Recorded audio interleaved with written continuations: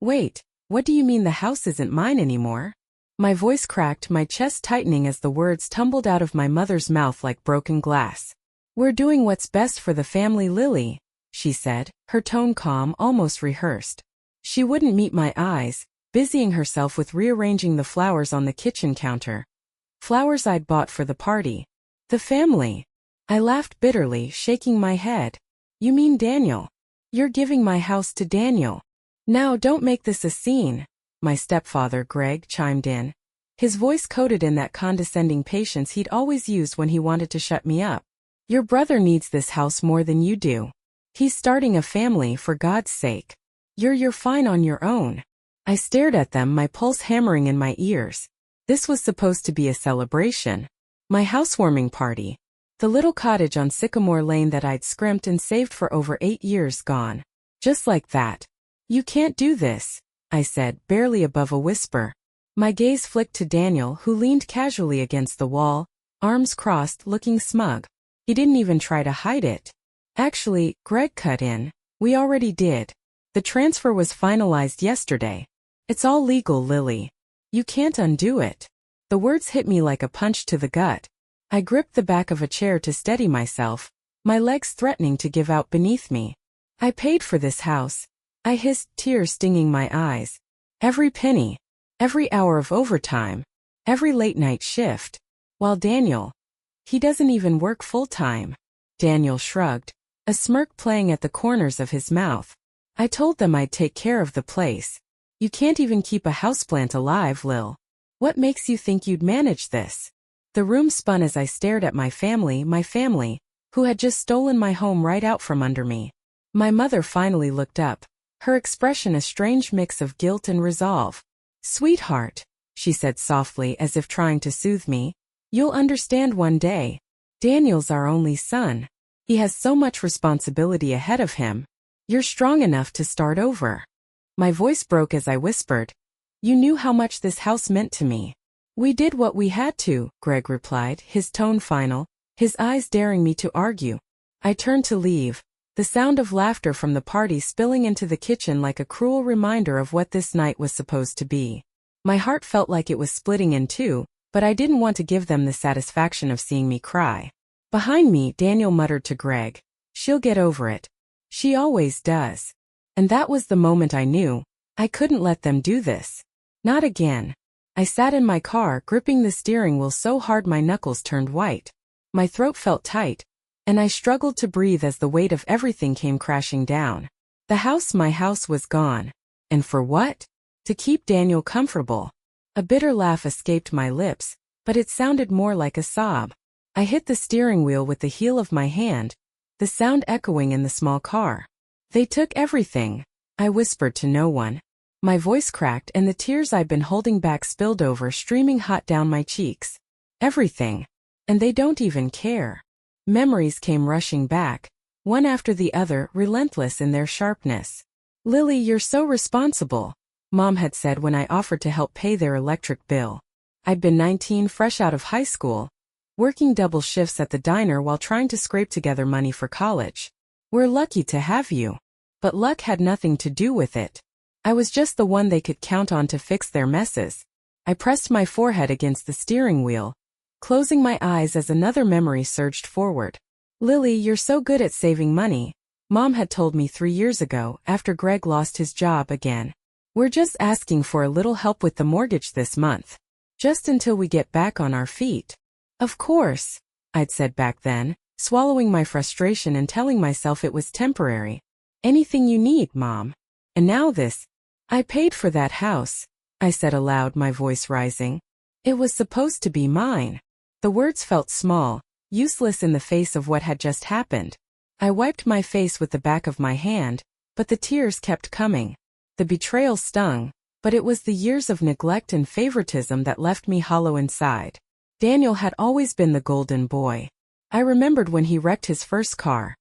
A brand new Jeep Greg had bought him for his 17th birthday. Everyone makes mistakes, Greg had said with a shrug, pulling out his wallet to put a down payment on another one. He's young. He'll learn. But Daniel never learned.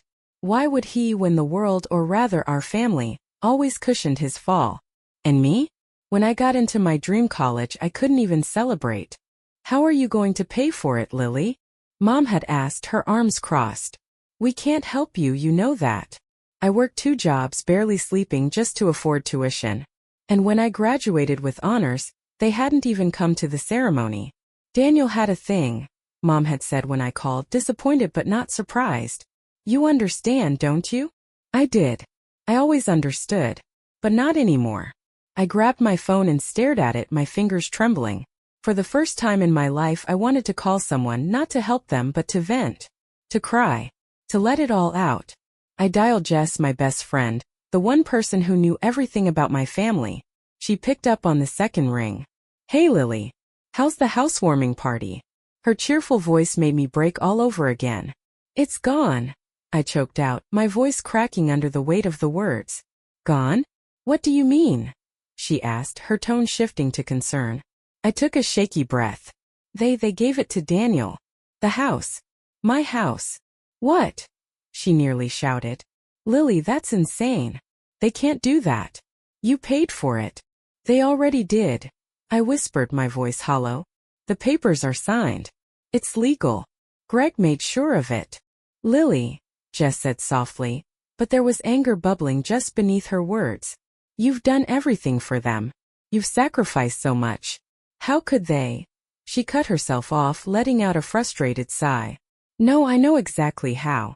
Because they've always been like this. I bit my lip, trying to hold back another wave of tears. You've got to stop letting them walk all over you, she said firmly. Seriously, Lily. This has to be it. The last straw. It is, I said quietly, the words more for myself than for her. It has to be. But as I stared out at the glowing lights of the house, my family still inside, laughing and celebrating their betrayal, I didn't feel strong. I felt broken, like the pieces of me they'd chipped away over the years had finally crumbled into dust. I don't know what to do, Jess, I admitted. My voice was barely audible. I feel like I don't matter. Like I never did. Jess was silent for a moment. When she finally spoke, her voice was steady, fierce. You matter, Lily. More than they'll ever admit. And if they can't see that, then screw them. You're stronger than they think. Prove them wrong. Her words lit a small spark in me. A spark that had been buried under years of neglect and disappointment. I didn't know what I'd do next, but one thing was certain. I wasn't going to let them win. Not this time. I don't remember how I got home that night. The drive was a blur of headlights and tears, the weight of betrayal pressing down on my chest like a stone. When I stepped into my tiny apartment, I collapsed onto the couch, numb. The house I'd worked so hard for, the dream I'd built brick by brick, was gone. But as I sat there, staring blankly at the flickering streetlights outside my window, Jess's words replayed in my head. You're stronger than they think. Prove them wrong. That spark from earlier flared up again. Faint but undeniable. For the first time in years, I allowed myself to feel angry, not sad, not disappointed, but furious. I wasn't going to let them get away with this. The next morning, I shoved my emotions aside and focused on the one thing I still had: paperwork. I grabbed the thick folder of documents from the drawer where I kept everything related to the house. If there was even a sliver of hope, it had to be in there. I spent hours combing through the stack of papers, my heart racing as I tried to decipher the legal jargon. My hands trembled as I pulled out the transfer document, the one Greg had smugly mentioned the night before. My name was nowhere on it, just Daniel's and Greg's. Unbelievable, I muttered under my breath, flipping the pages. That's when I saw it. A lawyer's letter tucked between the sheets. It was dated 2 months ago. The letter, sent to Greg and Daniel, clearly stated that the transfer of ownership without my written consent could be considered fraudulent, given that my name was on the original mortgage and deed. My stomach flipped. They knew. They knew this wasn't above board, and they did it anyway. A surge of adrenaline coursed through me as I reread the letter, its words confirming what I already felt in my gut. I had a chance to fight back. Grabbing my phone, I scrolled through my contacts until I found Ethan's name. Ethan and I had gone to college together, and while we hadn't been close since graduation, I remembered him telling me he specialized in real estate law. My hand shook as I dialed his number, half expecting him not to pick up. Lily, Ethan's familiar voice came through the line, warm and steady. Hey, it's been a while. What's going on? For a moment I couldn't speak. My throat felt tight, the tears threatening to spill again. Lily? You there? I need your help. I finally managed to say, my voice cracking. It's about my house. They took it from me, Ethan. My family. Wait, slow down, he said, his tone shifting to concern. What do you mean they took it? I explained everything, the housewarming party, the transfer, the lawyer's letter. By the time I finished, Ethan was silent, processing it all. That's low, he said finally, his voice laced with anger on my behalf. But if what you're saying is true, and it sounds like it is, they may have broken the law. Do you have the letter with you? I do, I said quickly. I can scan it and send it to you. Good. Send me everything, every document you have, every receipt, anything that proves you paid for that house. We'll build a case. For the first time in days, I felt a glimmer of hope. You really think I can fight this? Ethan didn't hesitate. Absolutely. But Lily, this isn't going to be easy. Are you ready for that? I thought about the years of sacrifices, the sleepless nights, the second jobs. I thought about the smug look on Daniel's face as he leaned against my kitchen counter, acting like he deserved everything I'd worked for. I'm ready, I said, my voice steady. After we hung up, I spent the rest of the day scanning and organizing every document Ethan might need. Mortgage agreements, payment receipts, emails with the realtor. It all went into a folder marked "Fight" in bold letters. As I worked, a strange calm settled over me. For so long, I'd accepted my family's treatment as something I couldn't change. I let them take and take because I thought I didn't have a choice. But I did. The letter was proof that I wasn't powerless. And with Ethan's help, I was going to show them that I wasn't the pushover they thought I was. By the time I hit send on the email to Ethan, my resolve had hardened into steel. This wasn't just about the house anymore. It was about reclaiming everything they'd taken from me. My confidence, my dignity, my sense of worth. I stared at the glowing screen, my reflection faint in the glass. For the first time in years, I recognized the person looking back at me. It wasn't over. Not by a long shot. The next time I stepped into the house on Sycamore Lane, I wasn't the same person who had walked out humiliated and broken just days before. I wasn't here to beg or plead. I was here to fight. Clutching a folder of documents in one hand, I pushed open the front door without knocking. The sound startled my mother, who was arranging flowers on the dining table like she hadn't just ripped my life apart. Lily, you shouldn't just barge in like that, she said, glancing up with a frown. Where's Greg and Daniel? I demanded, ignoring her completely. My voice was cold, sharper than I'd ever let it be around her. She hesitated, her eyes narrowing. In the living room. What's going on? You'll see, I said, brushing past her. Greg and Daniel were sprawled on the couch, watching a game on TV, looking entirely too comfortable. When they saw me, Greg sat up, his expression souring immediately. What are you doing here? He asked, like I was trespassing in my own home. Oh, just stopping by to talk about this, I said, dropping the folder onto the coffee table. The papers spilled out. The fraudulent transfer document, the lawyer's warning letter, and copies of my payment receipts for the mortgage. What's all this? Greg asked, frowning as he picked up the letter. Proof, I said, crossing my arms. Proof that you knew what you did was wrong. Proof that you committed fraud by transferring the house to Daniel without my consent. And proof that I'm not going to let you get away with it. Daniel snorted, leaning back in his seat. Oh, come on, Lily. Are you really doing this? It's just a house. Just a house. My voice rose, trembling with anger. That house is my life's work. It's my dream. And you stole it. Both of you. Lily, calm down, my mother said, appearing in the doorway. You're overreacting.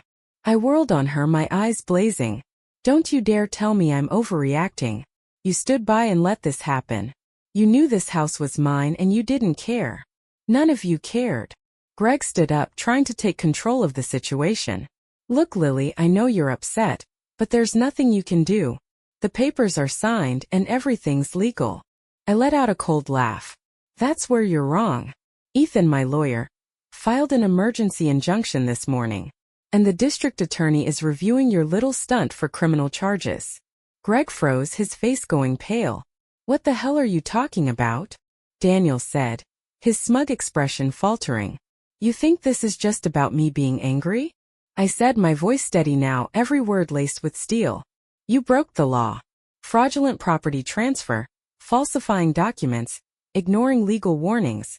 It's all right here. I tapped the lawyer's letter. The DA is very interested in this case.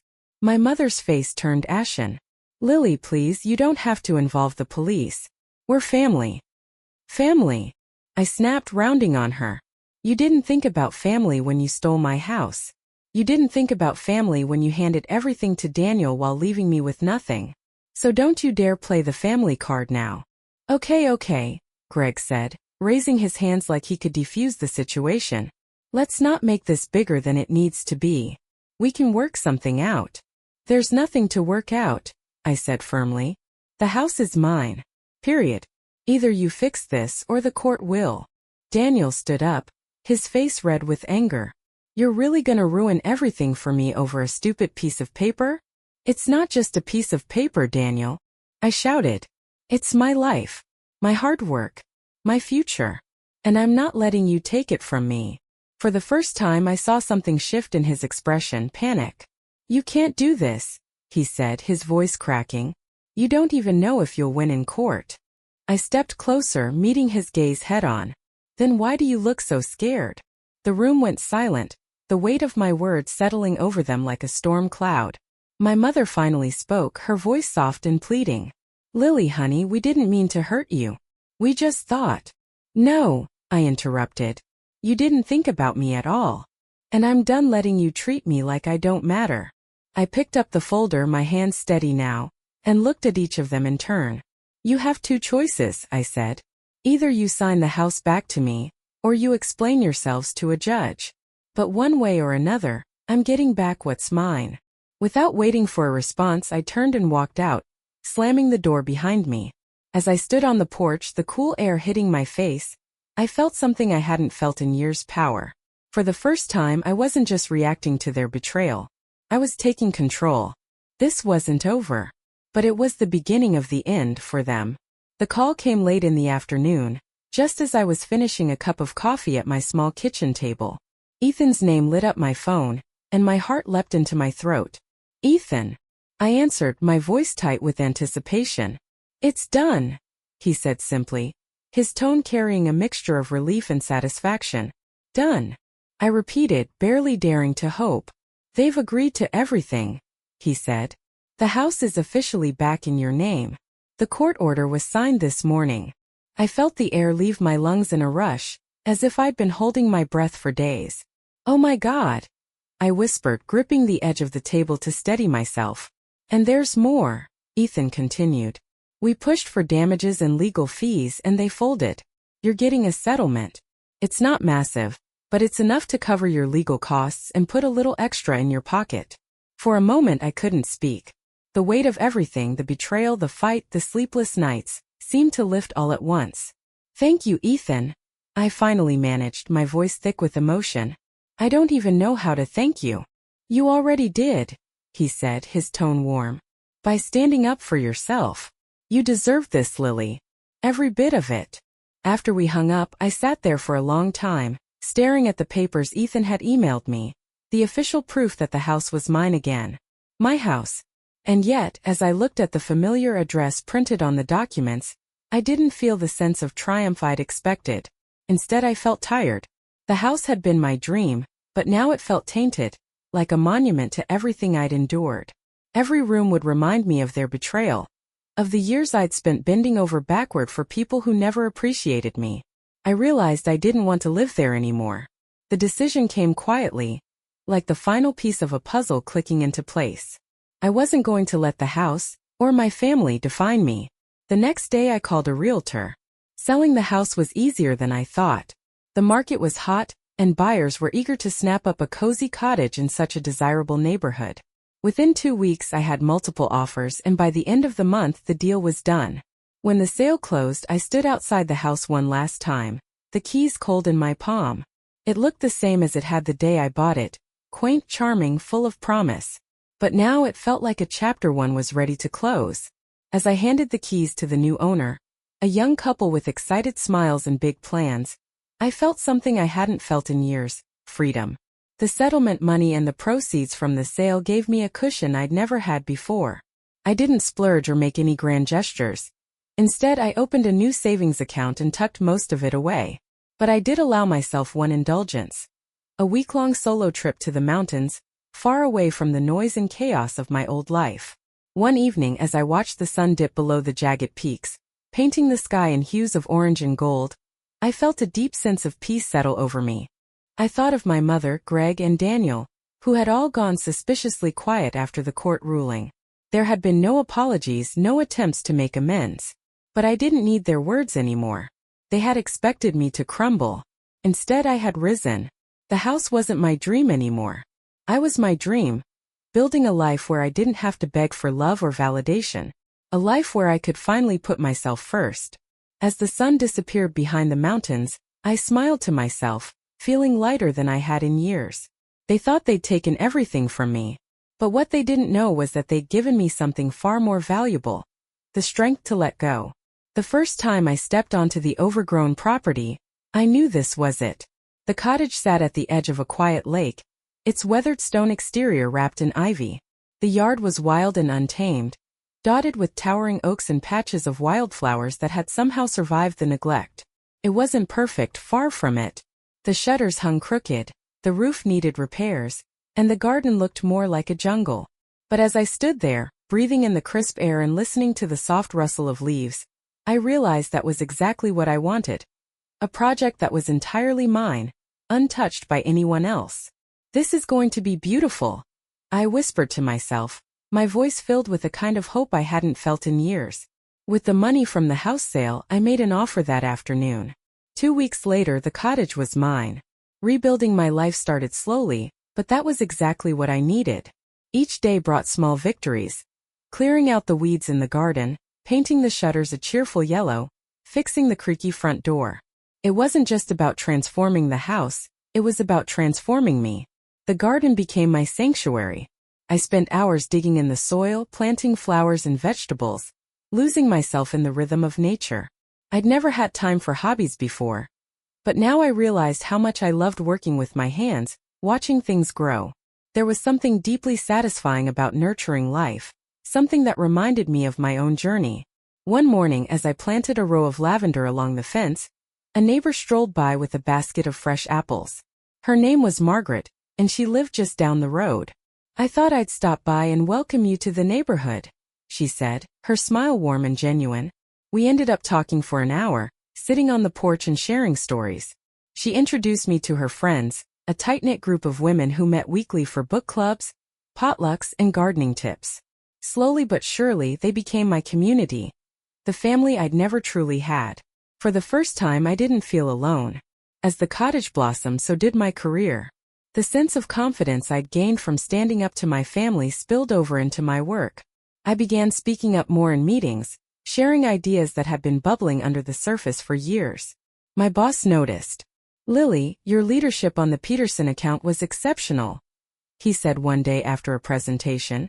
"We've been thinking about expanding the department, and I'd like you to head the team." I blinked, stunned. You want me to lead?" "Absolutely," he said, smiling. "You've got the skills and the vision. It's your time." His words stayed with me as I walked out of the office that day. It's your time. And he was right. Months passed, and my life slowly took on a new rhythm. Mornings started with coffee on the porch, watching the sun rise over the lake. Afternoons were filled with work I was proud of, building a reputation for myself as a trusted leader in my field. Evenings were spent with friends, laughing over home-cooked meals and swapping gardening tips. I no longer felt the constant ache of trying to prove myself to people who would never see my worth. Instead, I found joy in the smallest things: fresh tomatoes from my garden, a perfectly painted wall, the soft glow of fireflies in the summer twilight. One day, Margaret stopped by with a box of seedlings. "I thought you might like these for the corner of your garden," she said. I smiled, taking the box from her. "Thanks, Margaret. You've been so kind to me." She waved me off. "Oh, nonsense. You're part of the neighborhood now. And besides, it's nice to see you so happy." I glanced around the yard, now bursting with color and life. She was right, I was happy. Not the fleeting kind of happiness that comes from other people's approval, but the deep, steady kind that comes from building a life you love. On the first anniversary of buying the cottage, I hosted a small gathering in my garden. Margaret and her friends came, along with a few co-workers who had become close friends. We sat around a long table under the stars, sharing food and laughter as the lake shimmered in the distance. At one point I stepped back to take it all in. The garden I'd planted, the friends I'd made, the life I'd built from the ground up. For so long, I'd been weighed down by the belief that I wasn't enough, that I had to earn love, to fight for scraps of approval. But now I knew the truth. I'd always been enough. And as I raised a glass to toast my new life, I felt a quiet pride settle in my chest. This was just the beginning. It had been nearly 2 years since I'd last spoken to my family. At first, the silence felt strange, like an unfinished conversation lingering in the air. But as time passed, I realized it wasn't silence at all. It was peace. I still heard bits and pieces about them through the grapevine. Margaret once mentioned running into my mother at the grocery store. She asked how you were doing, Margaret said gently, as if worried it might upset me. What did you say? I'd asked, curious but detached. I told her you're thriving. I smiled at that. Thriving. It wasn't a word I'd ever associated with myself before, but now it felt right. There were no more guilt-laden phone calls, no more desperate pleas for money or emotional rescues. I'd made my boundaries clear when I sent my final letter, polite, firm and unapologetic. You made your choices, I'd written. Now I'm making mine. I wish you the best, but I can no longer be part of this dynamic. I need to live my life for myself. They never responded, but that didn't matter. For the first time, I wasn't seeking their approval. The cottage had become more than just a home. It was a reflection of everything I'd worked for and learned. My once overgrown yard was now a flourishing garden, a kaleidoscope of colors and textures.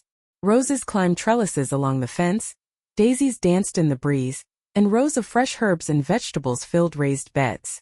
I spent countless mornings in that garden, my hands deep in the soil, feeling a connection to something larger than myself.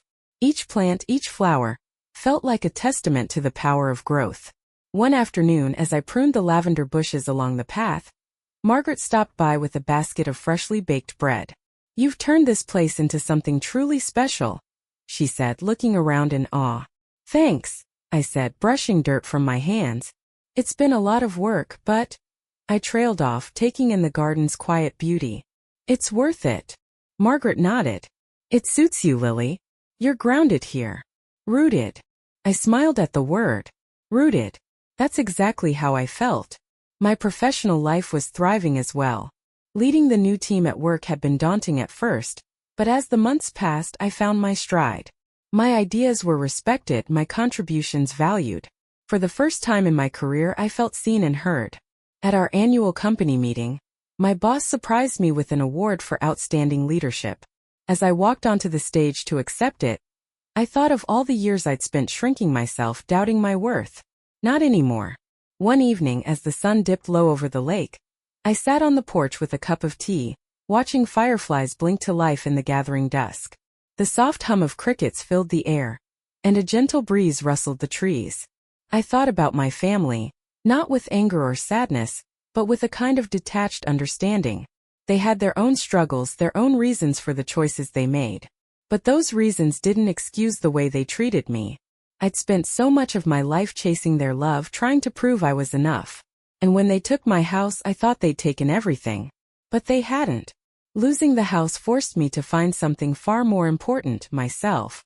I had learned to set boundaries, to say no, to choose my own happiness over toxic relationships.